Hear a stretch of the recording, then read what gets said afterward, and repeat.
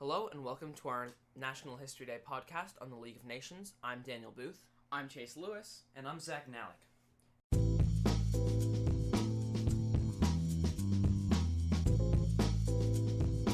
In 1918, U.S. President Woodrow Wilson gave his famous 14-point speech, which idolized the idea of a universal peace association.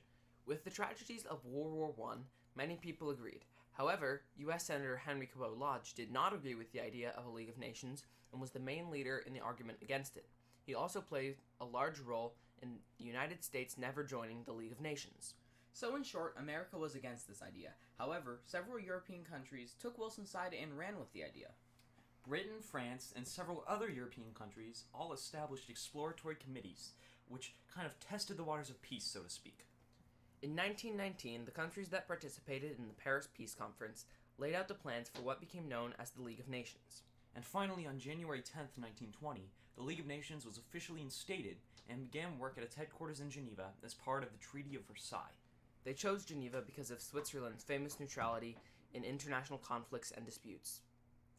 When the League of Nations was founded in 1920 after the events of the First World War, it was ultimately unsuccessful in preventing World War II. However, it did have successful debates about various topics, including human welfare, international conflict, and international security. Although the League failed at keeping world peace, it did have a great impact on international diplomacy by solving smaller disputes, setting an example for its successor, the United Nations, and changing the way nations settle conflicts. Let's talk about how the League solved smaller disputes. The Locarno Pacts were agreements between Germany, Britain, Italy, Belgium, and France that guaranteed peace in Western Europe. Unfortunately, as World War II raged on, Hitler denounced the Locarno Pact when he formed the Axis powers with Italy and Germany and was later joined by Japan. The League continued to work on conflicts outside of European World War II, like the Spanish Civil War. It also interfered with several small land disputes between Russia, Poland, and Switzerland.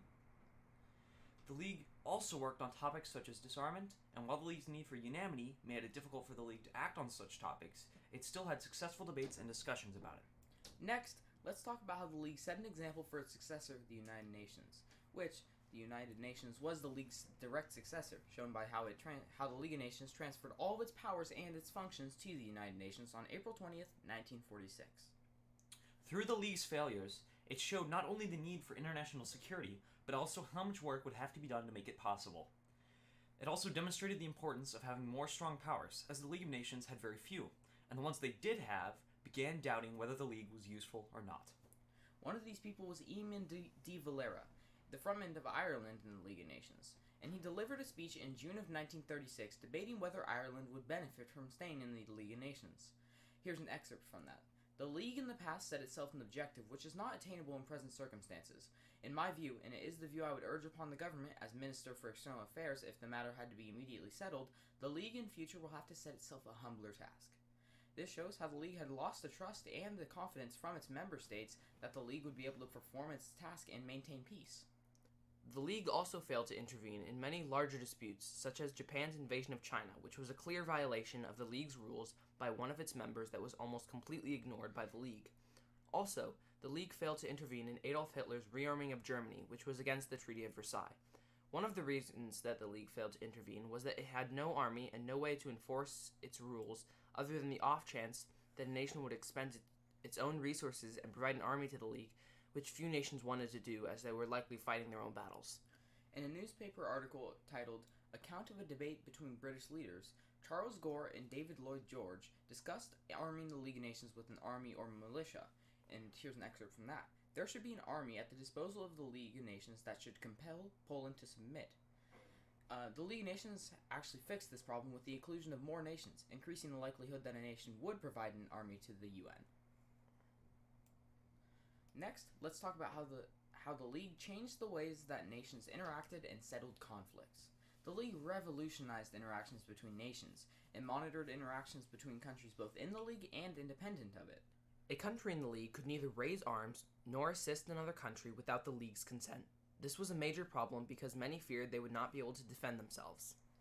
The League also distributed land to countries in the League to monitor. Some countries were unhappy with this, but as said by Woodrow Wilson, would everybody say, come tell us how to use our money? This basically meant that certain countries would have to be monitored and certain land pieces would have to be kept in check.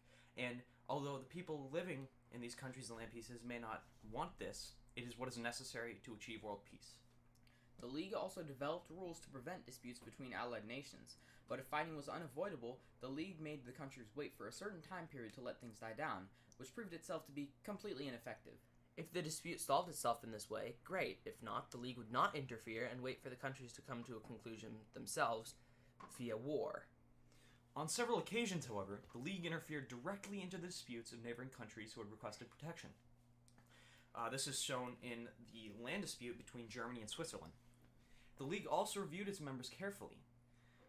In the newspaper article titled "Assembly Will Consider Germany's Application to Join the League of Nations" in 1926, the editor states, "The Figaro urges that since Germany is to have a permanent seat on the Council of the League of Nations, Poland should have the same."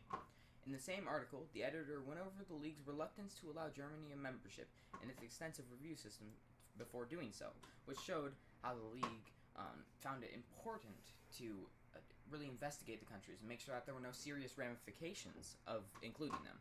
Exactly. The League of Nations was founded in 1920 after the events of the First World War.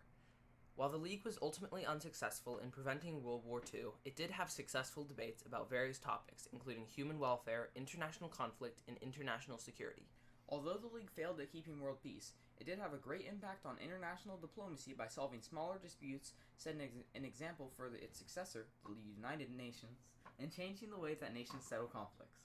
Thank you for listening. Once again, I'm Daniel Booth. I'm Chase Lewis. And I'm Zach Nalick. Have a great day.